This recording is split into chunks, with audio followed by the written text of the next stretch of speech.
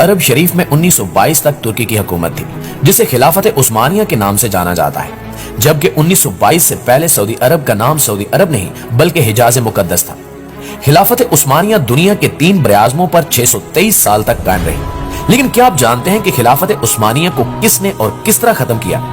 अगर आप नहीं जानते तो ये सब कुछ आपको आज की इस वीडियो में तफसील से बताया जाएगा। लेकिन वीडियो को देखने से पहले हम आपको बताना चाहते हैं कि वीडियो में कही गई तमाम बातें तारीखी कुतुब से हासिल की गई हैं। लिहाजा अगर हमारी किसी भी वीडियो से किसी शख्स की दिल आजारी होती है तो हम पहले ही माजरत खा हैं। नाज़रीन ग्रामी, ये बात तारीख में वाज़े तौर पर मिलती है कि जब भी इस्लामी दुनिया पर जुल्म सितम होता तो तुर्की की हुकूमत इसका मुंह तोड़ जवाब देती थी।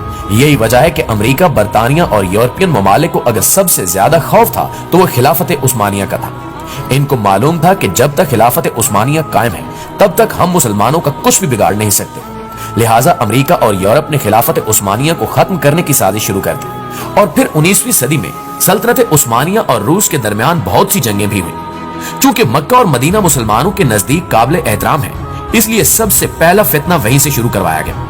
तारीख में मिलता है कि यूरोप ने सबसे पहले एक शख्स को तैयार किया जो क्रिश्चियन था और वो ऐसी फसी अरबी जुबान बोलता था कि किसी को उस पर शक तक नहीं होता था। उसने अरब के लोगों को खिलाफत उस्मानिया के खिलाफ ये कहकर गुमराह करने की कोशिश की कि तुम अरबी हो और ये तुर्की अजमी है, हम अजमियों की हुकूमत कैसे बर्दाश्त कर रहे हैं। इन कोशिशों के बावजूद लोगों ने उसकी एक न मानी और फिर ये शख्स लॉरेंस ऑफ अरेबिया के नाम से मशहूर हुआ।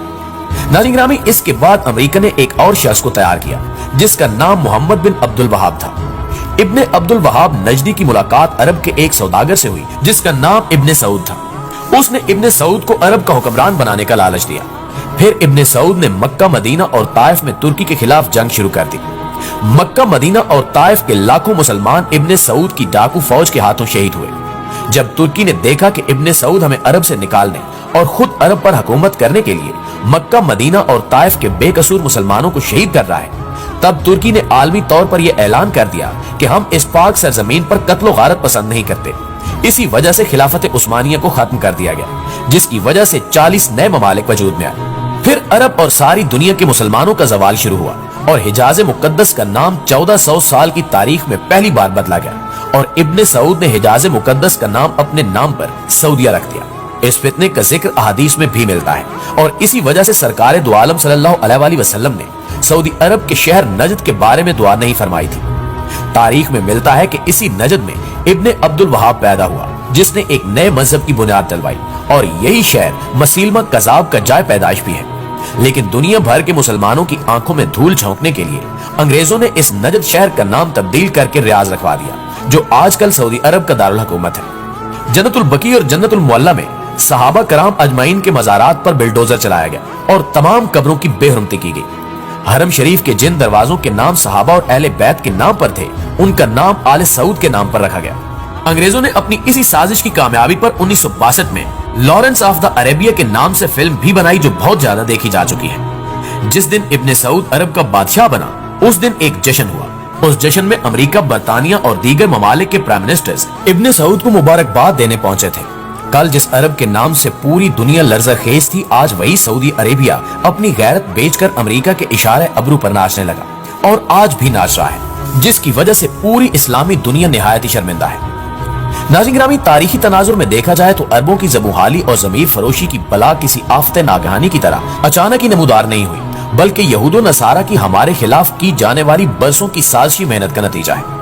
ये पहली बार नहीं हुआ कि अंग्रेज मुसलमानों के खिलाफ साजिश करते पकड़े गए, बल्कि तारीख हमें बताती है कि जब जुलाई 1187 को हथेन के मैदान में 7 सलीबी हुक्मरानों की फौज मक्का और मदीने पर कब्जा करने आई थी, उसको सलाहुद्दीन अयूबी की फौज ने इबरतनाक शिकस्त देकर मक्का और मदीना की जानिब बुरी नजर से देखने से रोक लिया था और फिर सलाहुद्दीन हथेन से 25 मील दूर अकरा पर हमला आवर हो गए। सुल्तान सलाहुद्दीन अयूबी ने यह फैसला इसलिए किया था कि अकरा नामी जगह सलीबियों का मक्का था, लिहाजा सुल्तान उसे बर्बाद करके मस्जिद अक्सा की बेहुरमती का इंतकाम लेना चाहता था। जबकि दूसरे बैतुल मक़दिस से पहले सुल्तान अकरा पर इसलिए भी कब्जा चाहता था कि सलीबियों के हौसले पस्त हो जाए और वो जल्द हथियार डाल दे। चुनांचे उसने मजबूत दिफा के बावजूद अकरा पर हमला कर दिया और 8 जुलाई 1187 को अकरा अयूबी अफवाज के कब्जे में आ गया। इस मार्के में सलीबी इंटेलिजेंस का सरबराह हरमन भी गिरफ्तार हुआ, जिसे फरार होते हुए एक कमांडर ने गिरफ्तार किया था। गिरफ्तारी के वक्त हरमन ने कमांडर को खूबसूरत लड़कियों और बहुत सा सोना देकर फरार कराने की पेशकश की थी, मगर कमांडर ने उसे रद्द कर दिया।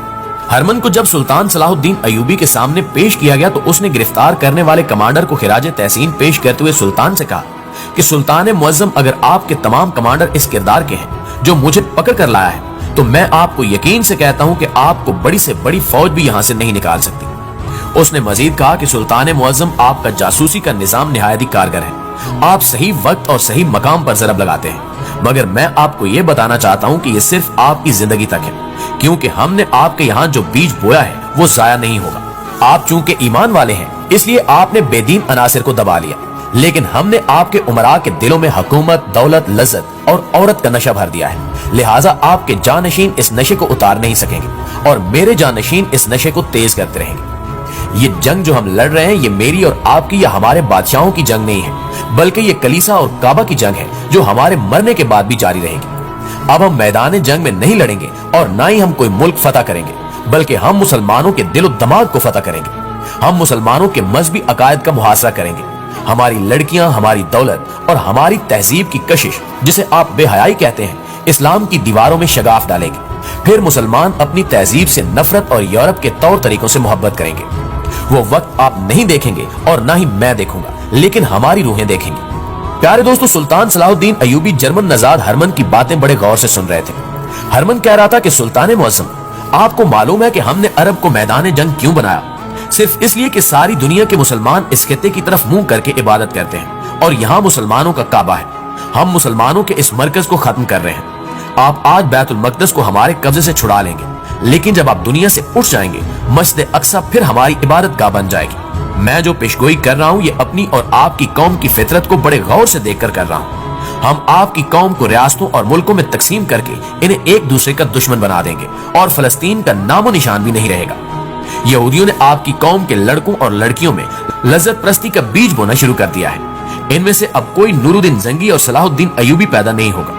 प्यारे साथियों, तारीख शायद है कि तीसरी सलीबी जंग को शिकस्त देने के बाद सालार आजम सुल्तान सलाहुद्दीन अयूबी का इंतकाल हो गया। सुल्तान की फतह के बाद कई सौ साल बैतुल मक़दस मुसलमानों की तहवील में रहा, लेकिन तुर्क सल्तनत के जवाल के साथ ही बैतुल मक़दस भी मुसलमानों के हाथों से निकल गया। इस मौके पर फ्रांसीसी फौज का जर्नैल दमिश्क जाकर सुल्तान की कब्र पर खड़े होकर ऐलान करते हुए कहता है कि ऐ सलाहुद्दीन, हम आ गए हैं, हमको रोक कर दिखाओ। ये तारीख का बड़ा ही दिल खराश पहलू है कि सुल्तान सलाहुद्दीन अयूबी के बाद इसराइलियों के मजालिम को रोकने वाला हाथ दोबारा पैदा ना हो सका, बल्कि मुसलमानों के हालात मजीद अबतर हो चुके हैं। यहूदो नसारा की इस नापाक साजिश का जिक्र करते हुए डॉक्टर मोहम्मद इकबाल ने पहले ही कहा था कि वो फाका कश मौत से डरता नहीं, जरा रूह मोहम्मद उसके बदन से निकाल दो।